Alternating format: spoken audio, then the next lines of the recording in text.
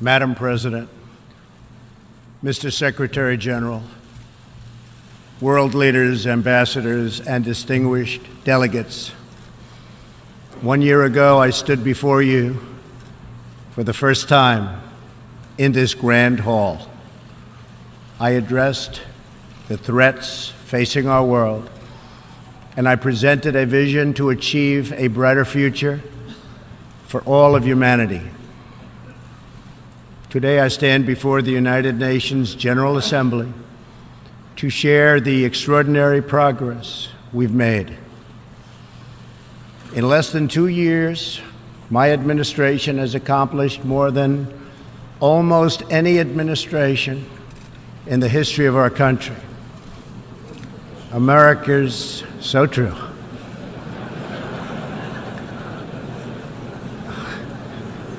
Didn't expect that reaction, but that's okay.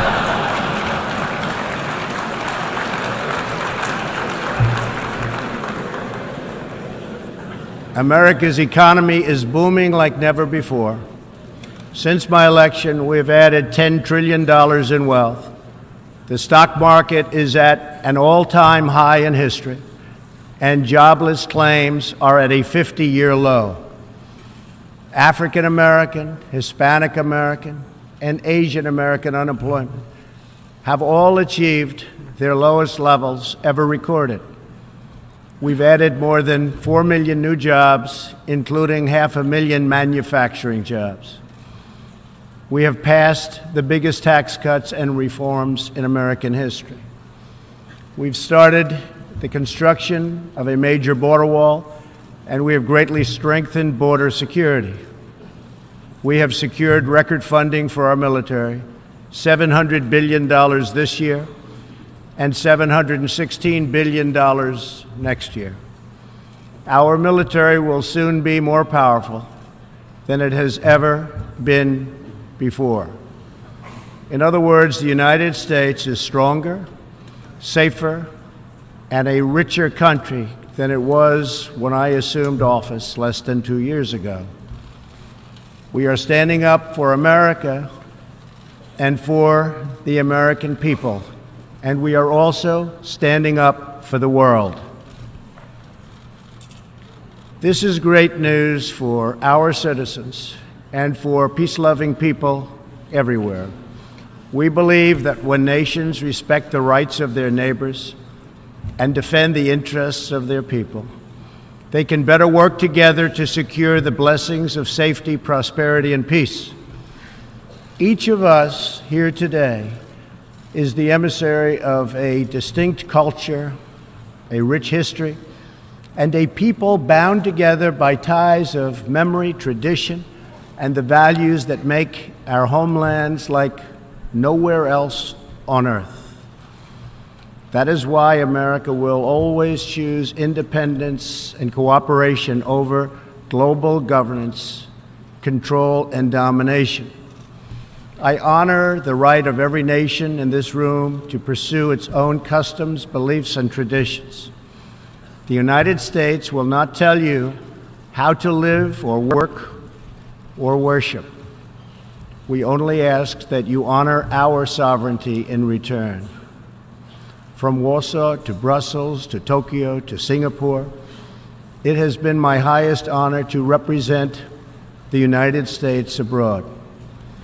I have forged close relationships and friendships and strong partnerships with the leaders of many nations in this room, and our approach has always yielded incredible change. With support from many countries here today, we have engaged with North Korea to replace the specter of conflict with a bold and new push for peace. In June, I traveled to Singapore to meet face-to-face with North Korea's leader, Chairman Kim Jong-un. We had highly productive conversations and meetings, and we agreed that it was in both countries' interest to pursue the denuclearization of the Korean Peninsula. Since that meeting, we have already seen a number of encouraging measures that few could have imagined only a short time ago. The missiles and rockets are no longer flying in every direction. Nuclear testing has stopped. Some military facilities are already being dismantled. Our hostages have been released, and as promised, the remains of our fallen heroes are being returned home to lay at rest in American soil. I would like to thank Chairman Kim for his courage and for the steps he has taken, though much work remains to be done. The sanctions will stay in place until denuclearization occurs. I also want to thank the many member states who helped us reach this moment, a moment that is actually far greater than people would understand, far greater, but for also their support and the critical support that we will all need going forward. Special thanks to President Moon of South Korea, Prime Minister Abe of Japan, and President Xi of China. In the Middle East, our new approach is also yielding great strides and very historic change. Following my trip to Saudi Arabia last year, the Gulf countries opened a new center to target terrorist financing. They are enforcing new sanctions, working with us to identify and track terrorist networks, and taking more responsibility for fighting terrorism and extremism in their own region. The UAE, Saudi Arabia, and Qatar have pledged billions of dollars to aid the people of Syria and Yemen, and they are pursuing multiple avenues to ending Yemen's horrible, horrific civil war. Ultimately, it is up to the nations of the region to decide what kind of future they want for themselves and their children. For that reason, the United States is working with the Gulf Cooperation Council, Jordan, and Egypt to establish a regional strategic alliance so that Middle Eastern nations can advance prosperity, stability, and security across their home region. Thanks to the United States military and our partnership with many of your nations, I am pleased to report that the bloodthirsty killers known as ISIS have been driven out from the territory they once held in Iraq and Syria. We will continue to work with friends and allies to deny radical Islamic terrorists any funding, territory, or support, or any means of infiltrating our borders. The ongoing tragedy in Syria is heartbreaking. Our shared goals must be the de-escalation of military conflict, along with a political solution that honors the will of the Syrian people. In this vein, we urge the United Nations-led peace process be reinvigorated. But rest assured, the United States will respond if chemical weapons are deployed by the Assad regime. I commend the people of Jordan and other neighboring countries for hosting refugees from this very brutal civil war. As we see in Jordan, the most compassionate policy is to place refugees as close to their homes as possible, to ease their eventual return to be part of the rebuilding process. This approach also stretches finite resources to help far more people, increasing the impact of every dollar spent. Every solution to the humanitarian crisis in Syria must also include a strategy to address the brutal regime that has fueled and financed it, the corrupt dictatorship in Iran. Iran's leaders sow chaos, death, and destruction. They do not respect their neighbors or borders or the sovereign rights of nations. Instead, Iran's leaders plunder the nation's resources to enrich themselves and to spread mayhem across the Middle East and far beyond. The Iranian people are rightly outraged that their leaders have embezzled billions of dollars from Iran's treasury, seized valuable portions of the economy, and looted the people's religious endowments, all to line their own pockets and send their proxies to wage war. Not good. Iran's neighbors have paid a heavy toll for the region's agenda of aggression and expansion. That is why so many countries in the Middle East strongly supported my decision to withdraw the United States from the horrible 2015 Iran nuclear deal and reimpose nuclear sanctions. The Iran deal was a windfall for Iran's leaders. In the years since the deal was reached, Iran's military budget grew nearly 40%. The dictatorship used the funds to build nuclear-capable missiles, increase internal repression, finance terrorism, and fund havoc and slaughter in Syria and Yemen. The United States has launched a campaign of economic pressure to deny the regime the funds it needs to advance its bloody agenda. Last month, we began reimposing hard-hitting nuclear sanctions that have been lifted under the Iran deal. Additional sanctions will resume November 5th, and more will follow. And we are working with countries that import Iranian crude oil to cut their purchases substantially. We cannot allow the world's leading sponsor of terrorism to possess the planet's most dangerous weapons. We cannot allow a regime that chants death to America and that threatens Israel with annihilation to possess the means to deliver a nuclear warhead to any city on earth. Just can't do it.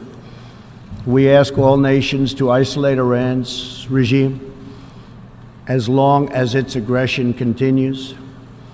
And we ask all nations to support Iran's people as they struggle to reclaim their religious and righteous destiny. This year, we also took another significant step forward in the Middle East in recognition of every sovereign state to determine its own capital. I moved the U.S. Embassy in Israel to Jerusalem. The United States is committed to a future of peace and stability in the region, including peace between the Israelis and the Palestinians. That aim is advanced, not harmed, by acknowledging the obvious facts. America's policy of principled realism means we will not be held hostage to old dogmas, discredited ideologies, and so-called experts who have been proven wrong over the years, time and time again. This is true not only in matters of peace, but in matters of prosperity. We believe that trade must be fair and reciprocal. The United States will not be taken advantage of any longer. For decades, the United States opened its economy, the largest by far on earth, with few conditions. We allowed foreign goods from all over the world to flow freely across our borders. Yet, other countries did not grant us fair and reciprocal access to their markets in return. Even worse, some countries abused their openness to dump their products, subsidize their goods, target our industries, and manipulate their currencies to gain unfair advantage over our country. As a result, our trade deficit ballooned to nearly $800 billion a year. For this reason, we are systematically renegotiating broken and bad trade deals. Last month, we announced a groundbreaking U.S.-Mexico trade agreement. And just yesterday, I stood with President Moon to announce the successful completion of the brand new U.S.-Korea trade deal. And this is just the beginning. Many nations in this hall will agree that the world trading system is in dire need of change. For example, countries were admitted to the World Trade Organization that violate every single principle on which the organization is based. While the United States and many other nations play by the rules, these countries use government-run industrial planning and state-owned enterprises to rig the system in their favor. They engage in relentless product dumping, forced technology transfer, and the theft of intellectual property. The United States lost over 3 million manufacturing jobs, nearly a quarter of all steel jobs, and 60,000 factories after China joined the WTO. And we have racked up $13 trillion in trade deficits over the last 2 decades. But those days are over. We will no longer tolerate such abuse. We will not allow our workers to be victimized, our companies to be cheated, and our wealth to be plundered and transferred. America will never apologize for protecting its citizens. The United States has just announced tariffs on another $200 billion in Chinese-made goods, for a total so far of $250 billion. I have great respect and affection for my friend, President Xi, but I have made clear our trade imbalance is just not acceptable. China's market distortions and the way they deal cannot be tolerated. As my administration has demonstrated, America will always act in our national interests. I spoke before this body last year and warned that the UN Human Rights Council had become a grave embarrassment to this institution, shielding egregious human rights abusers while bashing America and its many friends. Our ambassador to the United Nations, Nikki Haley, laid out a clear agenda for reform, but despite reported and repeated warnings, no action at all was taken. So the United States took the only responsible course. We withdrew from the Human Rights Council, and we will not return until real reform is enacted. For similar reasons, the United States will provide no support in recognition to the International Criminal Court. As far as America is concerned, the ICC has no jurisdiction, no legitimacy, and no authority. The ICC claims near universal jurisdiction over the citizens of every country, violating all principles of justice, fairness, and due process. We will never surrender America's sovereignty to an unelected, unaccountable global bureaucracy. America is governed by Americans. We reject the ideology of globalism, and we embrace the doctrine of patriotism. Around the world, responsible nations must defend against threats to sovereignty, not just from global governments, but also from other new forms of coercion and domination. In America, we believe strongly in energy security for ourselves and for our allies. We have become the largest energy producer anywhere on the face of the earth. The United States stands ready to export our abundant, affordable supply of oil, clean coal, and natural gas. OPEC and OPEC nations are, as usual, ripping off the rest of the world. And I don't like it. Nobody should like it. We defend many of these nations for nothing, and then they take advantage of us by giving us high oil prices. Not good. We want them to stop raising prices. We want them to start lowering prices, and they must contribute substantially to military protection from now on.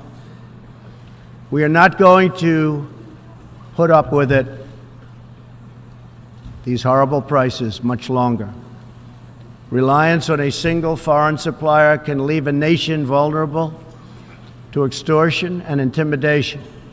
That is why we congratulate European states such as Poland for leading the construction of a Baltic pipeline so that nations are not dependent on Russia to meet their energy needs.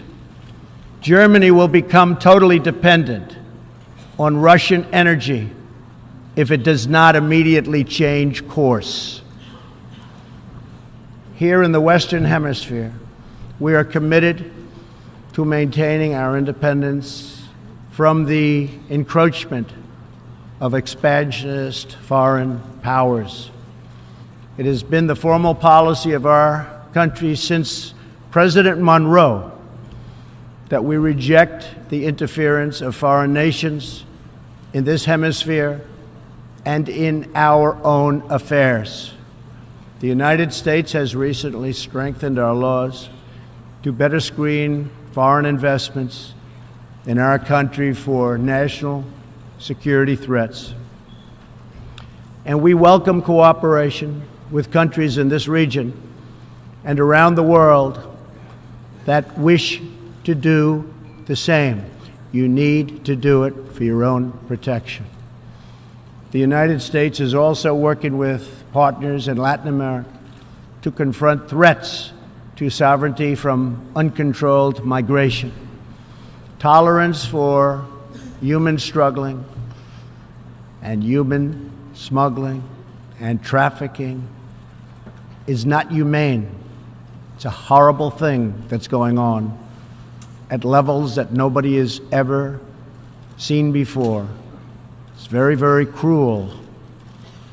Illegal immigration funds criminal networks, ruthless gangs, and the flow of deadly drugs. Illegal immigration exploits vulnerable populations, hurts hardworking citizens, and has produced a vicious cycle of crime, violence, and poverty.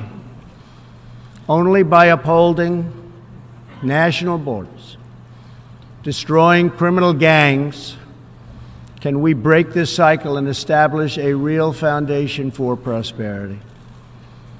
We recognize the right of every nation in this room to set its own immigration policy in accordance with its national interests, just as we ask other countries to respect our own right to do the same, which we are doing. That is one reason the United States will not participate in the new global compact on migration. Migration should not be governed by an international body unaccountable to our own citizens. Ultimately, the only long-term solution to the migration crisis is to help people build more hopeful futures in their home countries, make their countries great again. Currently, we are witnessing a human tragedy, as an example, in Venezuela, More than 2 million people have fled the anguish inflicted by the socialist Maduro regime and its Cuban sponsors. Not long ago, Venezuela was one of the richest countries on earth. Today, socialism has bankrupted the oil-rich nation and driven its people into abject poverty. Virtually everywhere socialism or communism has been tried, it has produced suffering, corruption, and decay. Socialism's thirst for power leads to expansion, incursion, and oppression.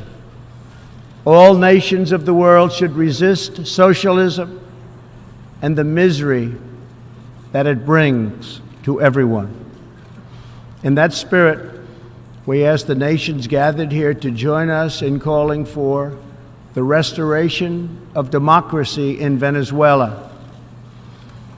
Today we are announcing additional sanctions against the repressive regime, targeting Maduro's inner circle and close advisors.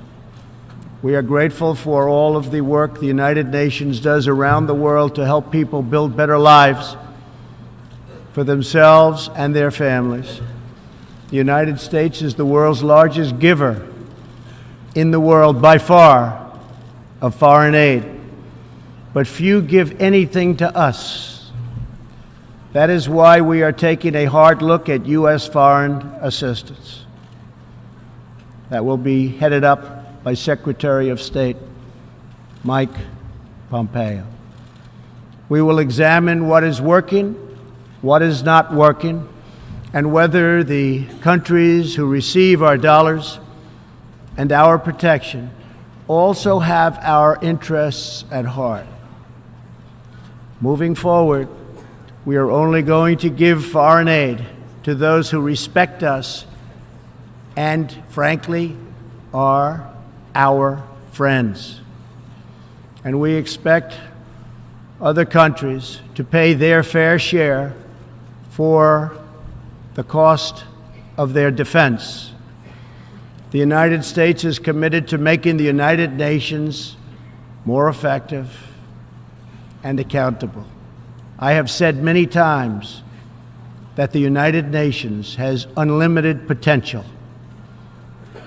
As part of our reform effort, I have told our negotiators that the United States will not pay more than 25% of the UN peacekeeping budget.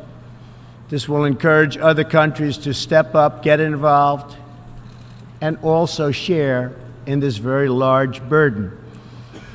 And we are working to shift more of our funding from assessed contributions to voluntary, so that we can target American resources to the programs with the best record of success. Only when each of us does our part and contributes our share can we realize the UN's highest aspirations.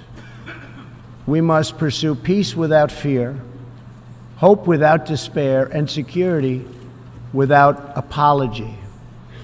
Looking around this hall, where so much history has transpired, we think of the many before us who have come here to address the challenges of their nations and of their times. And our thoughts turn to the same question that ran through all their speeches and resolutions, through every word and every hope. It is the question of what kind of world will we leave for our children, and what kind of nations they will inherit. The dreams that fill this hall today are as diverse as the people who have stood at this podium, and as varied as the countries represented right here in this body are. It really is something. It really is great history. There is India, a free society, over 1 billion people, successfully lifting countless millions out of poverty and into the middle class. There is Saudi Arabia, where King Salman and the Crown Prince are pursuing bold new reforms. There is Israel, proudly celebrating its 70th anniversary as a thriving democracy in the Holy Land. In Poland, the great people are standing up for their independence, their security, and their sovereignty. Many countries are pursuing their own unique visions, building their own hopeful futures, and chasing their own wonderful dreams of destiny, of legacy, and of a home. The whole world is richer. Humanity is better because of this beautiful constellation of nations, each very special, each very unique, and each shining brightly in its part of the world. In each one, we see awesome promise of a people bound together by a shared past and working toward a common future. As for Americans, we know what kind of future we want for ourselves. We know what kind of a nation America must always be. In America, we believe in the majesty of freedom and the dignity of the individual. We believe in self-government and the rule of law, and we prize the culture that sustains our liberty, a culture built on strong families, deep faith, and fierce independence. We celebrate our heroes, we treasure our traditions, and above all, we love our country. Inside everyone in this great chamber today, and everyone listening all around the globe, there is the heart of a patriot that feels the same powerful love for your nation, the same intense loyalty to your homeland, the passion that burns in the hearts of patriots and the souls of nations has inspired reform and revolution, sacrifice and selflessness, scientific breakthroughs, and magnificent works of art. Our task is not to erase it, but to embrace it, to build with it, to draw on its ancient wisdom, and to find within it the will to make our nations greater, our region safer, and the world better. To unleash this incredible potential in our people, we must defend the foundations that make it all possible. Sovereign and independent nations are the only vehicle where freedom has ever survived, democracy has ever endured, or peace has ever prospered. And so we must protect our sovereignty and our cherished independence above all. When we do, we will find new avenues for cooperation unfolding before us. We will find new passion for peacemaking rising within us. We will find new purpose, new resolve, and new spirit flourishing all around us, and making this a more beautiful world in which to live. So together, let us choose a future of patriotism, prosperity, and pride. Let us choose peace and freedom over domination and defeat. And let us come here to this place to stand for our people and their nations, forever strong, forever sovereign, forever just, and forever thankful for the grace and the goodness and the glory of God. Thank you, God bless you, and God bless the nations of the world. Thank you very much. Thank you. On behalf of the General Assembly, I wish to thank the President of the United States of America for the statement just made.